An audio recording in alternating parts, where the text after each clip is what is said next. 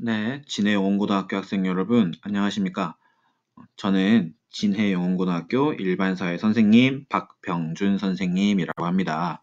제가 이 영상을 찍게 된 이유는 여러분들이 앞으로 활용하게 될 구글 클래스룸을 어떻게 활용하는지 보여드리기 위해서입니다. 이 활용 방법에 대해서 안내를 드리기에 앞서서 저는 두 가지 사항을 여러분들에게 말씀드리려고 합니다. 첫 번째는 여러분들이 구글 크롬으로 접속을 해주셔야 호환이 훨씬 편하다는 점이랑, 두 번째는 여러분들이 개인 계정이 아닌 학교용 계정으로 로그인을 해주셔야 한다는 점입니다. 이 두 가지를 잘 숙지하신 다음에 저를 잘 따라와 주시면 감사하겠습니다. 네, 일단 크롬으로 여러분들 학생용 계정으로 로그인을 하신 다음에 구글 클래스룸에 어떻게 들어가는지를 보여드려야 되겠죠? 일단 구글 앱을 클릭하고 드라이브를 클릭하게 됩니다. 드라이브를 클릭하게 되면 G Suite이라고 하는 표시가 뜰 겁니다. 이것이 바로 여러분들이 학생용 계정으로 로그인을 했다라는 의미가 되고요. 그리고 이 드라이브에는 여러분들이 앞으로 구글 클래스룸을 하게 되면서 선생님으로부터 받게 될 다양한 자료라던가 과제 등이 자동으로 저장된다라고 보시면 되겠습니다.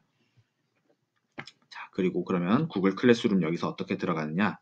다시 한번 구글 앱을 클릭하시고 클래스룸을 클릭하시게 되면 여러분들 개개인의 클래스룸에 입장이 되게 되겠습니다. 네. 지금 이 계정 같은 경우에는 기존에 들어가 있는 수업들이 있어서 그렇지, 아마도 구글 클래스룸을 한 번도 활용하지 않으신 분이라면 이 클래스룸 란에는 아예 빈칸이 되어 있어야 합니다. 자, 그러면 이 빈칸이 되어 있다 가정하고 어떻게 수업에 참여를 하는가 보여드려야 되겠죠? 여기에 플러스 버튼을 눌러서 수업 참여하기를 누르면은 선생님으로부터 수업 코드를 받아 여기에 입력을 하라고 뜹니다. 저는 수업 코드를 받은 적이 없는데요 라고 하시는 분이 있죠? 네, 지금 각 반 담임 선생님들께서 여러분들이 수강하는 수업 코드를 지금 취합을 하고 있습니다. 네, 그렇기 때문에 추후에 담임 선생님들께서 이 수업 코드로 들어가면 된다라고 각 과목별로 안내를 해주실 거니까 그때 이 수업 코드를 입력하셔서 각자의 클래스룸에 들어가시면 되겠습니다. 자, 이해하셨죠? 자, 일단 저는 제가 기존에 만들어 두었던 수업 코드를 넣어서 참여해 보도록 하겠습니다. 참여 버튼 누르게 되면요. 자, 방금 전에 새로운 수업이 생기면서 수업 창에 들어왔죠. 그죠? 이것은 제가 기존에 만들어 두었던 것이고 학생용 계정으로 들어왔습니다. 여기 좌측을 보시면은 곧 마감되는 과제가 없다라고 되어 있는데 기한이 있는 과제가 그 마감 시한이 임박하면은 여기에 몇 월 며칠까지 어떤 과제를 제출해야 한다라는 것이 뜨게 됩니다. 이걸 여러분들 잘 확인하시면 되고요. 수업 탭을 클릭해 봅니다. 클릭하게 되면 여러분들은 앞으로 크게 이렇게 세 가지 유형을 보시게 될 겁니다. 첫 번째는 과제고요. 두 번째는 질문을 나타내는 마크, 세 번째는 자료를 나타내는 마크가 되겠습니다. 자, 이 중에서 일단 가장 쉬운 자료 받기부터 한번 보도록 하겠습니다. PPT 받아가세요라고 해서 제가 구글 프레젠테이션을 선생님이 올려놨죠. 자, 이것을 내 드라이브로 어떻게 다운로드를 받느냐? 아주 쉽습니다. 클릭 버튼 한 번만 누르시면 자동으로 내 드라이브에 선생님이 올려준 탑재해준 자료가 저장이 되게 됩니다. 못 믿으시겠다고요? 네, 한번 보여드릴게요. 지금은 이 구글 프레젠테이션이 없죠? 새로 고침을 눌러볼게요.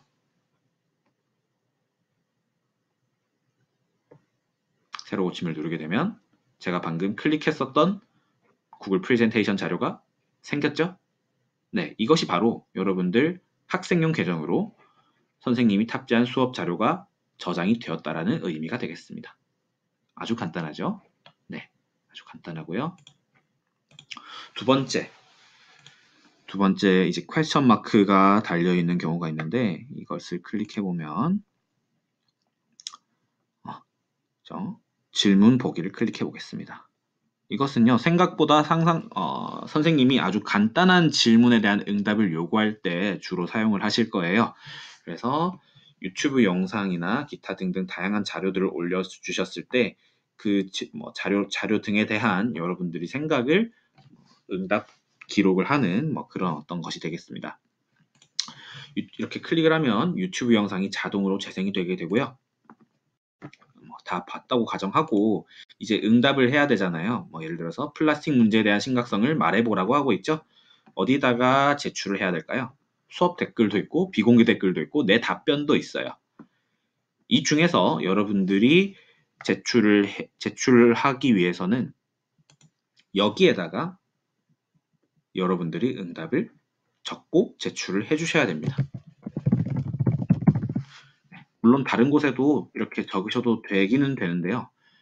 여기에다가 응답을 하시고 제출을 해야 선생님들이 이 친구가 제출했구나 라고 간주를 하실 수가 있어요.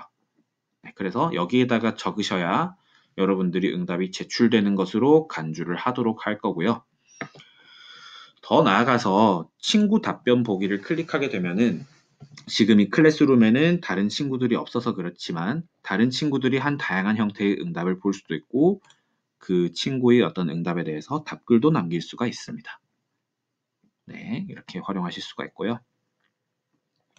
다시 세 번째에 대해서 말씀드리기 앞서서 방금 이 퀘스천 마크가 초록색이었는데 회색이 되어버렸죠. 이 말은 여러분들이 해당 과제를 제출했거나 제출기한이 늦어졌다라는 뜻입니다. 여러분들이 제출기한 내에 제출을 하지 않아도 회색 마크가 뜰 거고 제출을 하게 되면은 회색 마크가 뜨면서 여러분들이 제출했다라는 점을 이렇게 표시를 해줍니다. 네. 선생님, 그러면 만약에 과제나 질문을 제출기한 이내에 제출 못하고 제출기한 뒤에 제출하면 어떻게 되나요? 제출 못하나요? 제출하실 수가 있습니다. 일단 이 구글 클래스룸 자체는 제출 기한이 지나도 제출은 되게 되어 있어요. 하지만 선생님들은 여러분들이 과제를 제출한 그 시간이라던가 날짜들이 다 이렇게 확인을 할 수 있기 때문에 늦게 제출했다라는 사실을 알게 돼요. 네. 그 과제를 이제 늦게 제출했을 때 어떤 그 출석 여부라던가 각종 관련된 규정에 대해서는 학교 내부의 논의를 거쳐서 추후에 안내 드리도록 하겠습니다. 일단 제가 말씀드리는 것은 제출 기한이 지나도 제출은 가능한데 제출 기한이 늦었다라는 점을 선생님들이 아실 수 있다라는 점입니다. 네, 이렇게 말씀을 드렸고요. 세 번째, 과제를 제출하는 방법에 대해서 또 아셔야 되겠죠. 과제 같은 경우에는 단순히 그 기존에 두 번째에 봤었던 이런 단순한 질문보다는 뭔가 다양한 어떤 선생님들이 제공해주는 양식을 통해서 과제를 제출하는 경우에 필요한 어떤 플랫폼이 되겠습니다. 자, 교사와 대화하기 해서 비공개 댓글은 이제 말 그대로 제가 설명을 못 드리고 지나갔었는데 선생님만 여러분들이 한 댓글을 볼 수 있고요. 그리고 또 교사 선생님이 여러분들에게 개인적으로 비공개 댓글을 남기면 여러분만 선생님의 남긴 댓글을 볼 수 있는 1대1식의 어떤 대화 소통 창이 된다라고 보시면 되겠습니다. 일단 여러분들이 가장 핵심적으로 봐두셔야 될 것은 사실 그런데 여기에요. 그래서 이제 과제를 제출하고 질문에 응답하는 방법을 아셔야 하니까요. 자, 과제를 예를 들어서 이 구글 문서의 양식을 채워서 제출을 하래요. 그러면은 이걸 클릭하게 되면은 네, 이렇게 여러분들이 플라스틱 프리 챌린지를 위해서 내가 어떤 실천을 할 것인지를 적어서 제출하라 이런 얘기가 나와 있을 텐데요. 그죠? 간단하게 이렇게 내용을 적었다라고 치고요. 보시면 저장 중 해서 드라이브에서 모든 변경 사항이 저장되었다라고 뜨죠. 이제 구글 문서를 여러분들께서 잘 쓰셔서 아시겠지만 이 구글 같은 경우에는 여러분들이 실시간으로 여러분들이 남기고 이렇게 작성하는 어떤 글에 대해서 실시간으로 자동 저장이 됩니다. 자, 이렇게 예를 들어서 그래서 작성을 다 하시면은 바로 제출 버튼을 클릭하시거나 나는 이거 말고 선생님이 이해를 더 돕기 위해서 뭔가 추가 자료를 넣고 싶어 하면은 뭐 추가 구글 드라이브에 있는 추가 자료를 내신다거나 링크, 드로잉 등등을 이렇게 추가해서 제출하시면 됩니다. 제출 버튼을 클릭하면은 과제를 제출하신 걸로 간주가 되고요. 선생님, 그런데 여기에서 과제를 수정을 했는데 여기에서는 방금 전에 이 과제를 이 첨부 파일을 수정하지 않고 제출해도 되나요? 네, 됩니다. 왜냐하면 방금 말씀드렸듯이 자동으로 연동이 되기 때문에 연동이 된 어떤 변화값이 이 구글 클래스룸에도 반영이 돼요. 네, 그래서 굳이 뭐 파일 지웠다가 다시 이렇게 추가하셔서 제출하시는 번거로움은 안 하셔도 되고요. 그리고 방금 지금 파일에 대한 액세스 권한이 만료되었다라고 하죠. 그 이유는 여러분들이 이미 이 과제를 제출했기 때문에 이 과제에 대한 수정 권한이 사라지게 되는 것입니다. 그래서 여러분들이 과제를 제출하실 때에는 물론 제출 취소를 해서 이렇게 권한을 다시 풀고 다시 제출하시는 방법도 있지만요. 네. 좀 최대한 신중하게 조금 과제를 제출해 주시는 것이 좋을 것 같습니다. 네. 아주 간단하고요. 추가적으로 이 구글 클래스룸 활용과 관련해서 조금 말씀을 추가적으로 드리자면요. 여러분들이 구글 클래스룸에 어떤 과제가 언제 올라오는지에 대해서 항상 노트북을 켜실 필요가 없습니다. 켜실 필요가 없고 여러분들 휴대폰으로도 구글 클래스룸에 어떤 수업에 어떤 과제가 올라왔는지를 확인하실 수가 있어요. 무엇을 통해서? 구글 클래스룸 어플리케이션을 통해서요. 구글 플레이 스토어에 가셔서 구글 클래스룸 어플리케이션을 설치하셔서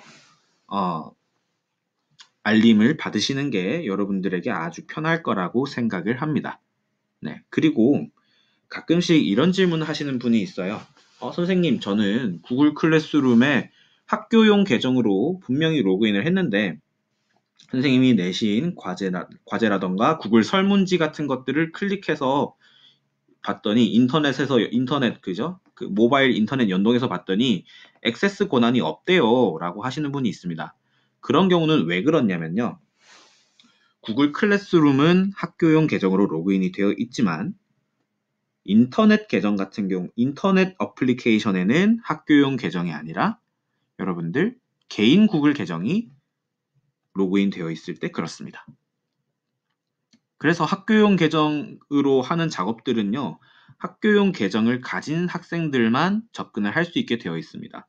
즉, 선생님이 이 구글 클래스룸을 통해서 기본적으로 내주신 과제는 학교용 계정을 가진 학생들만 접근할 수 있지 일반 계정으로는 접근할 수 없다는 뜻입니다.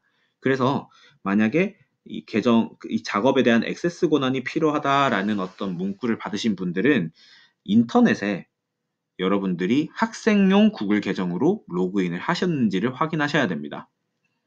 그러면은 인터넷에 제가 기존에 이렇게 로그인 했었던 개인용 구글 계정은 아예 뭐 삭제를 시켜야 되나요? 아니요, 그럴 필요 없습니다. 구글 같은 경우에는 학생용 계정 혹은 개인용 계정을 병행해서 이렇게 로그인을 할 수 있게 되어 있어요. 2개 이상의 계정을 동시에 저장을 할 수 있게끔 되어 있으니까요.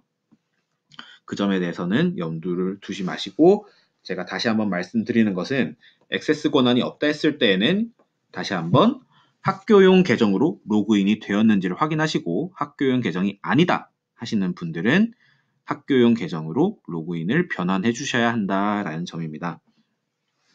예, 기타 구글 클래스룸과 관련해서 질문사항이 있으신 분은 제 유튜브 아래에다가 댓글로 남겨주시면 최대한 신속하게 응답을 드릴 수 있도록 하겠습니다. 지금까지 구글 클래스룸 활용 방법에 대해서 말씀을 드렸고요. 시청해 주셔서 감사합니다.